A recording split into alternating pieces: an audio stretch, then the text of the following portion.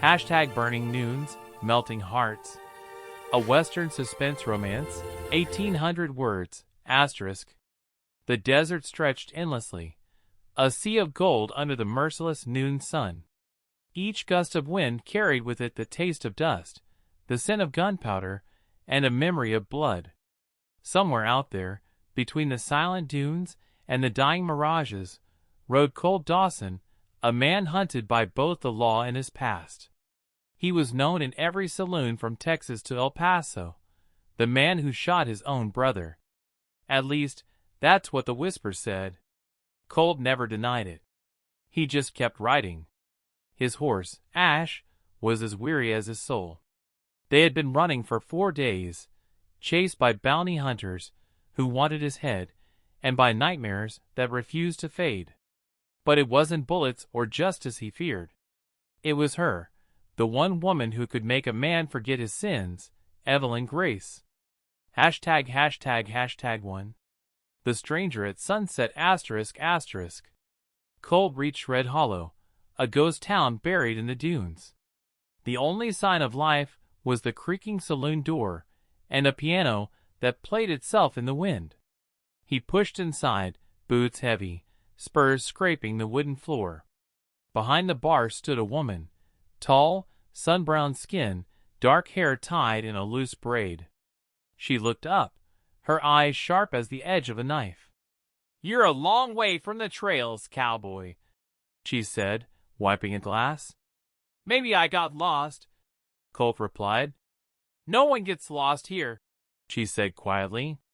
"They just come to disappear." He looked at her name pin, Grace. His heart skipped. It couldn't be. But it was. Hashtag 2. Flames beneath dust asterisk. 3 years ago, Evelyn Grace had been a preacher's daughter, too good for a man like Colt. But the West doesn't forgive innocence.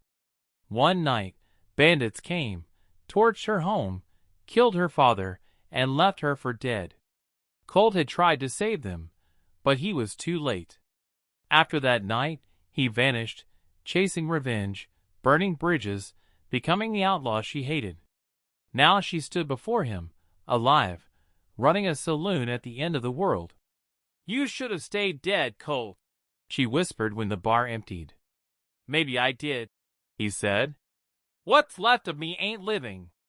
Evelyn turned away, but her hands trembled. "You came back for me?"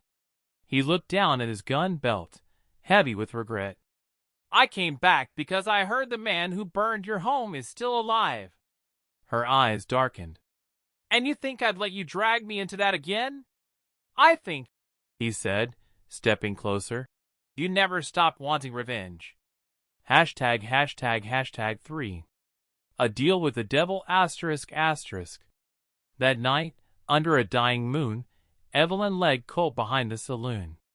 There, in the shadow of an old water tower, stood Sheriff Hale, the man who had once sworn to protect her, and betrayed her instead.